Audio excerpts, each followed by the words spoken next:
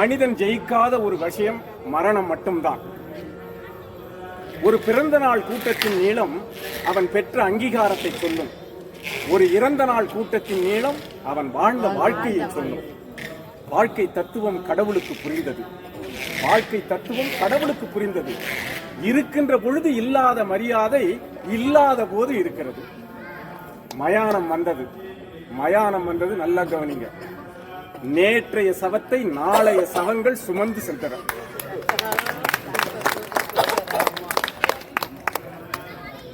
கடவுள் யோசித்தான், இறப்பென்று ஒன்று இல்லாது இருக்குமானால் இந்நேரம் மனிதன் கடவுளையே கொண்டிருப்பான்.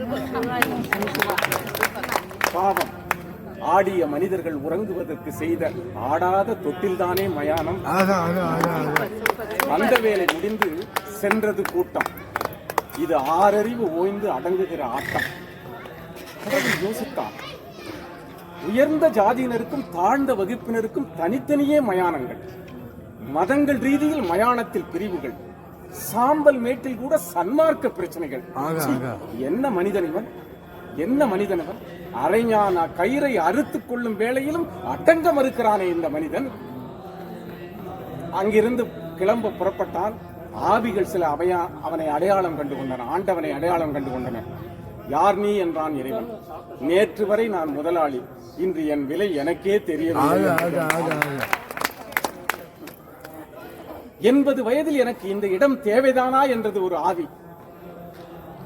ஆண்டவன் சொன்னால், எத்தனை காலம் வாழ்கிறாய் என்பதில் அல்ல வாழ்க்கை, எப்படி வாழ்ந்தாய் என்பதில் தான் இருக்கிறது என்று சொன்னார். இறைவா, இங்கு என்னை ஏன் படைத்தாய், இந்த சிறைக்குள்ளே அடைத்தாய் என்று கேட்டது ஒரு ஆவி. அவனுக்கும் பதில் சொன்னான் ஒரு ஆவி, அரசியல் ஆவி.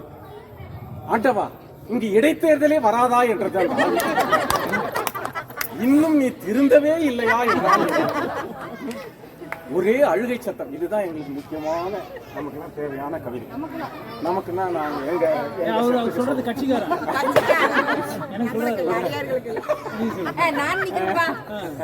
ஒரே அழுகை சத்தம்.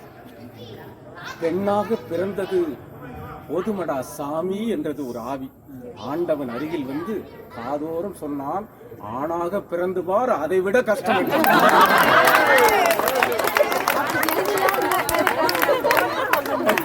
எங்களோட கஷ்டத்தை நாங்க எப்படி சொல்றது? இந்த மாதிரி எங்களோட குரலை இவர் மூலமா தான் சொல்ல முடியும். அதனால நான் சார் கூட திகிரியுமே எங்க பயணிப்பேன். எங்க போனாலும் எங்களை விட்டு கொடுக்க மாட்டாரு. எங்களை ஆண் வர்க்கத்தை. இறைவா, நான் செய்த பாவம் என்ன என்று அழுதது ஒரு குழந்தை ஆவி.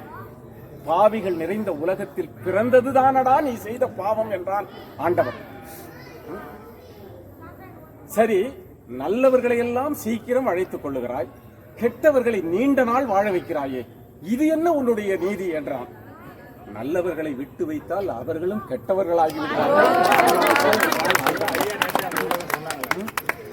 மலர் படைத்தாய், மனம் படைத்தாய், மலர் படைத்தாய், மனம் படைத்தாய், பின்பு ஏன் இந்த உலகத்தில் மதம் படைத்தாய் என்று கேட்டது ஒரு ஆவி. ஆண்டவனுக்கும் அடிசருக்கும் என்றான். ஆண்டவனுக்கும் அடிசருக்கும் என்றான். ஒரே சிரிப்பு சத்தம். நல்ல வேளை, தற்கொலை செய்து கொண்டது நல்லதாய் போயிட்டு.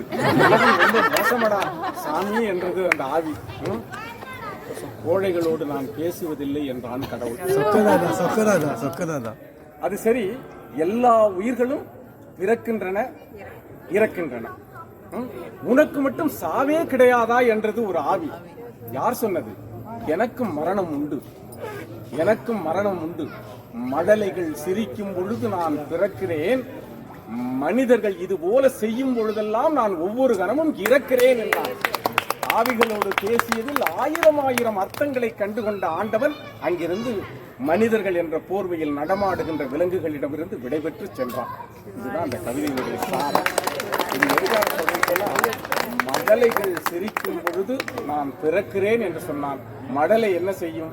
ஓடி வந்து எல்லோருடைய கால்களையும் பிடித்துக் கொள்ளும். எங்கள் கால்களை நேற்று வரை தொட்ட மழலைகளாகிய உங்களை நான் வாழ்த்துகிறேன்.